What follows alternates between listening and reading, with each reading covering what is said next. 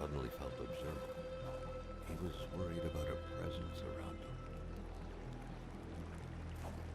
Okay.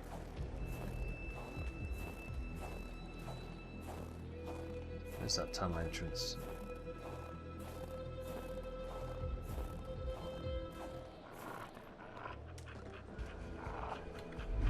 Ah!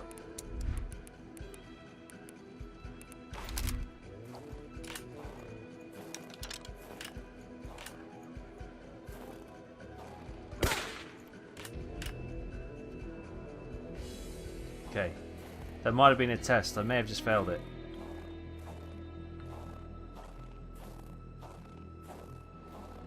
Some sort of ghost dog. Well, wolf, but you know what I mean.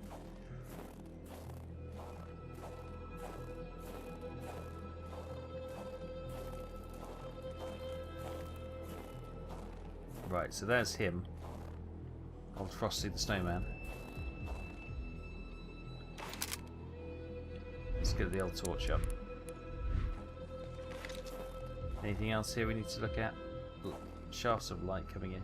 Is this where we put the dynamite and we'll blow a hole out? Perhaps? Don't know. Some coal there. Nothing more here, I don't think.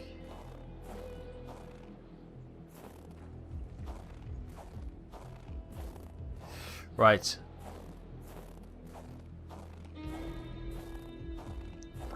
Nothing is making much sense at the moment, so I think we go back and we start looking through the houses, trying to find more information on people, seeing how they're related, seeing what ties in,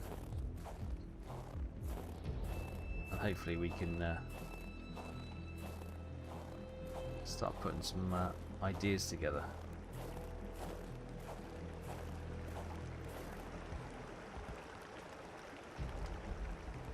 Hopefully there's going to be no wolves this way.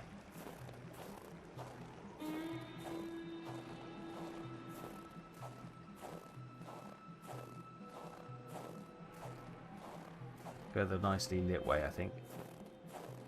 Came up that way.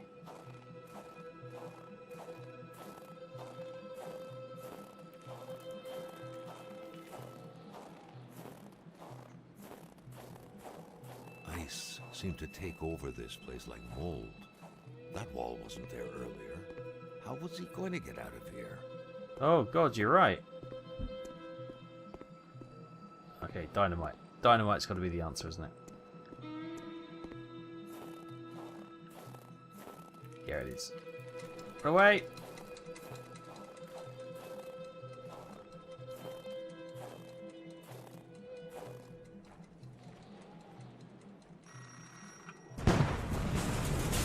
Oh god.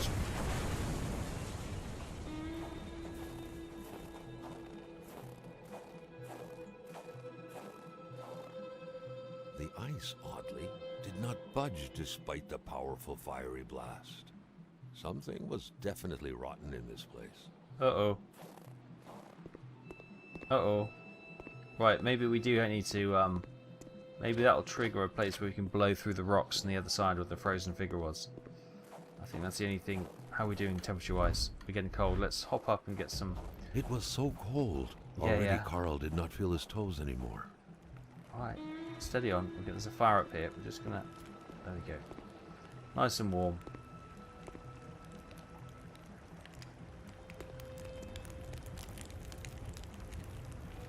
Nice, okay. Let's try this side then. We've got 3 dynamites. There's probably going to be 3 uses for it. I'm moving quickly now. Need to get out of here before we get cold again.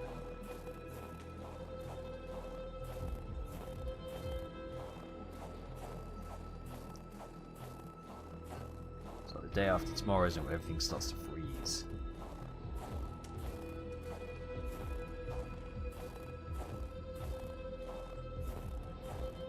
Right, where can we put this dynamite then? There we go. That may have been there earlier, I didn't see it though. Right, safe distance.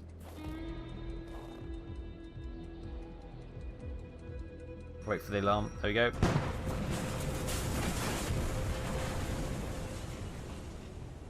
Lucky if we don't cave this place in.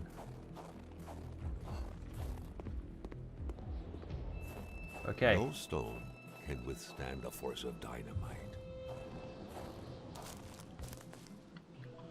Let's move the ladder.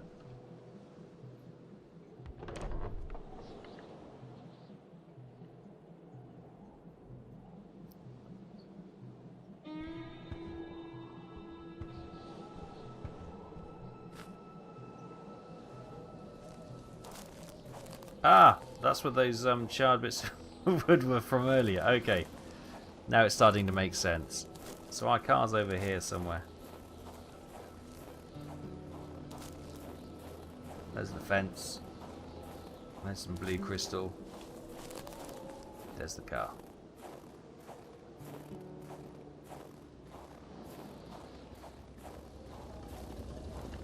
Right, let's go back to those early houses and see if we can go and have a look through those. Have a rummage around, see if we can get some information.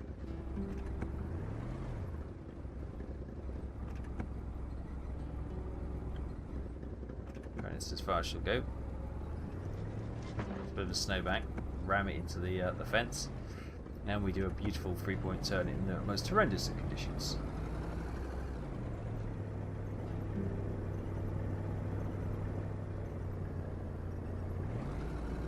Yeah, so there's an interesting story developing, isn't there? We've got Hamilton, the Englishman, who's basically bought the entire village, the area, set up a copper mine, angering the local people.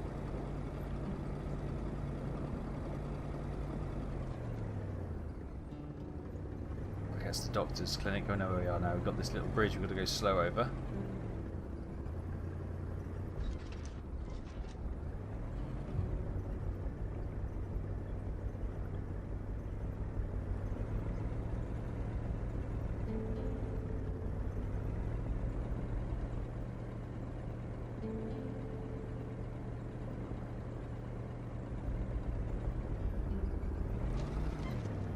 I like this the fact that this game is using a minimalistic user interface. I like that. Okay, look like there's something back there.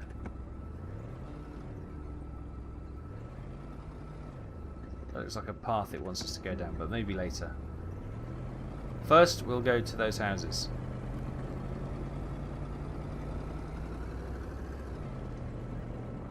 Okay, we're back to the general store. There's a tree down over there. Ah, was that we know the explosion? Maybe the tree triggered the explosion and stuff. Right, so that is the Chance's car.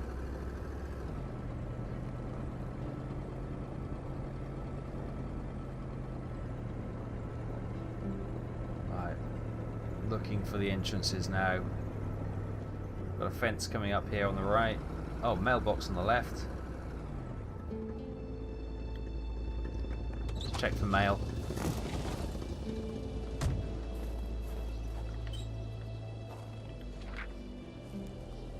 Letter for Gilles. Mr. Gilles Lachance. Dear Mr. Lachance, we had carefully taken note of your complaint regarding the collapse of the natural cave on your property. Oh, however, given the absence of actual damage or injury, we cannot move forward with this investigation. The natural cave cannot be considered a personal belonging. Furthermore, your claims regarding the landslides caused by the work of the new DW Incorporated mine seem outlandish, as the mine is miles away from your property. Also, it is imperative that you secure your property, as you would be held accountable for any injuries caused by the steep terrain. This is where Crying Wolf leads you. Ah, okay. So that's LeChance. Let's go and check on LeChance's. Maybe we can finish his story. And he's got a natural cave at his property. Interesting.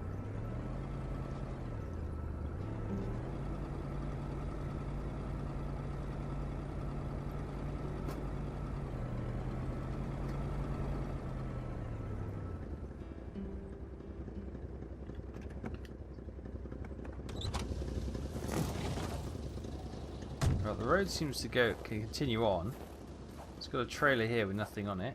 Here we go. The Chance's house. Where's this natural cave then?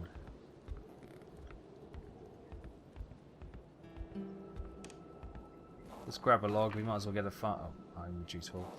So we might as well get a fire going. Is it open? It is.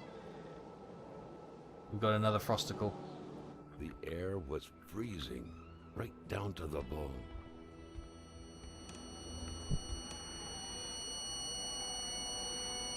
Carl felt a cool, tingling sensation in his back. Another vision took over him.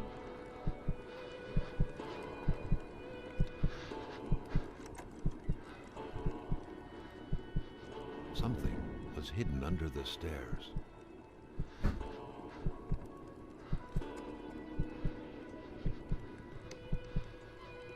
Okay, let's go up.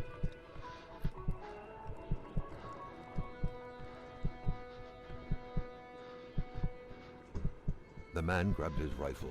Carl felt a sense of dread in him.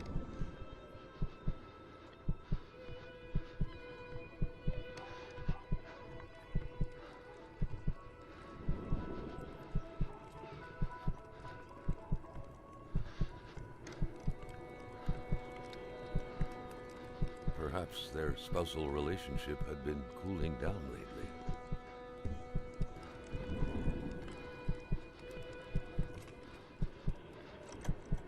It seemed like secrecy was commonplace in this house.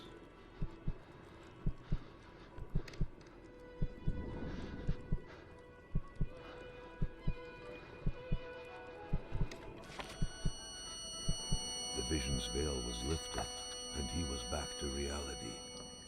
A reality in which Giselle, Gilles' loving spouse, was motionless, frozen in ice. Giselle's diary, page 1, September. Mother once told me, when I was first met Gilles, that I hadn't picked the brightest bulb of the lot. That's Mother's for you. And as the years fly by, I'm seeing the truth in her words. Always trust your mother's wisdom. That blackmailing scheme is prime example of Gilles' brightness. He's like a small dog. He thinks he's bigger than he actually is. He growls, generally thinks he's scary, but everyone knows he can be pushed aside with just a little kick. He truly believes he can blackmail Hamilton, the big boss himself. It's going to be a long time in hell before my poor Gilles can manage to pull off such a feat. After all, Hamilton's rich, learned, and an influential man. Not only is this blackmailing idea a bad to the beginning with, let's be honest, Gilles is way out of his league. But Gilles doesn't know how he's actually going to carry this out. I don't even think he ever would. He's just throwing random threats out loud. In the kitchen. He says he'll soon do it eventually, but I know better. Successful blackmailing requires masterful cunning, and Gilles' master of nothing. He is a slave, and forever will be. I often look at the safe he keeps hidden in the fake wall. It's a safe, in which he stores all the incriminating documents he intends to use. And I just can't come to grips with the sheer ridiculousness of the whole thing. It is true that Hamilton would still have figured out the combination to the safe, where everything is hidden. He had that necklace with the number on. The only problem is, Gilles himself tends to forget the combination. He has a trick to help him remember. His father's first initial, followed by the 3 numbers he had engraved behind his pendant. Who could possibly have a hard time remembering the 3 simple numbers but my Gilles? Right, we just need to find out what his father's name is, and we'll be able to open that safe. October, Gilles has trouble sleeping. He will flail his arms and legs in his sleep. I told him the blackmailing business would be hard on him, but that's the problem with idiots. They always think they're the smartest person around. No matter how hard you try and shake them, Hamilton will find out, and when they're done for, we'll have to move to Val d'Or and live with the small fry. I'm shaken as I'm writing this. I cannot believe I have taken part in this tragedy. I haven't done anything. Why do I feel so guilty? Poor girl, she was so young. This is the girl who's been injured.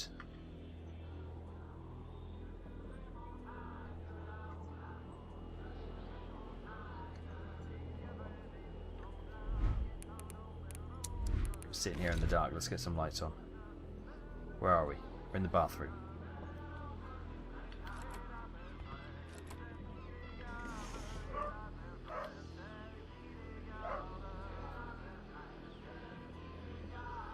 Looks like they were painting the whole house. Okay. Do they have any lights? Oh, they do.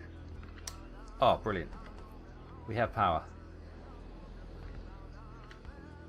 The unpacked boxes suggest they've just moved here, and probably the fact they're painting. Take some painkillers.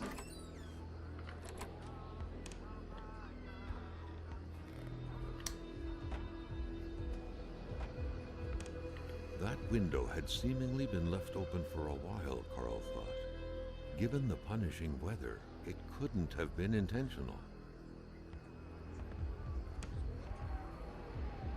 Somebody jammed the window open then, maybe. I have yet to find a clock that works. Do we take a picture? I think we might need to take a picture.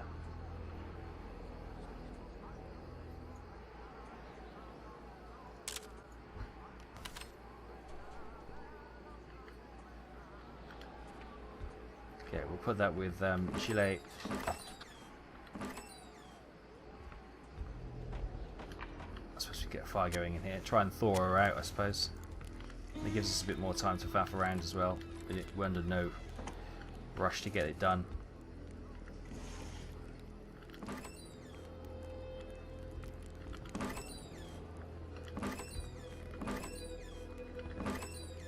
Okay, all clear. What do we got here? Looks like the holes in that puzzle are there to stay. Yeah, it does, doesn't it? Let's close the oven. The pot was cold, and the stew inside wasn't cooked. Tonight's dinner, I suppose. It's likely that poor Giselle was slow cooking it before she got snapped. Yeah. What a waste. Indeed. The pot was cold, and the stew inside wasn't cooked. It's likely that poor Giselle was slow cooking it before she got snapped. What a waste. Right. So 739 is the number. Shares the chance. Store, along with several more infrastructures in the area, had been acquired by wealthy industrialist William J. Hamilton.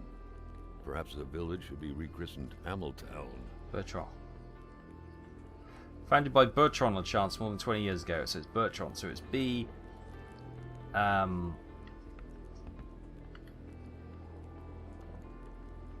Bertrand LaChance, 1948. Yeah. Okay. So it'd be. Carl had seen that kind of safe before. With its double-layered security system blending letters and numbers, its code couldn't be broken by the common burglar. 7, 3, 9. Brilliant. Compromising documents. William Hamilton is a crook. He's been blackmailing everyone in the village. Oh, myself included. Like the infamous Seraphin Poudre. In this document is proof of every bribe paid by Hamilton to the federal authorities in regard to the acquisition of the damn mine.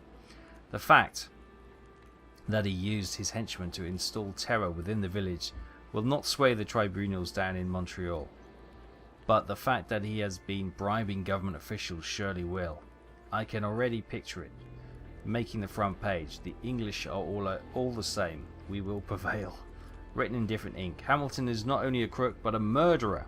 I do not believe in his remorse. I firmly believe he will pay for his crime. I do not believe in native magic, but I do believe in their vengeance. Right. So was this girl with the injury a native girl, and it was caused by William? It felt like old people were all these walls could see for years. The LaChances could hardly be blamed for wanting to freshen things up a bit.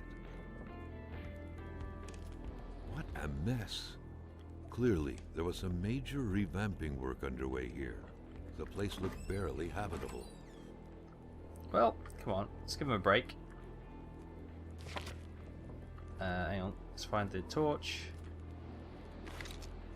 There we go, number 4. More Polaroid film, lovely. What have we got over here? Anything? Oh, I can't go that way. A nice white coating would restore the room to its charm of olden days. Absolutely. Many boxes scattered about. Carl didn't need to summon his detective training to quickly figure that the Lachauses had just moved in. Indeed.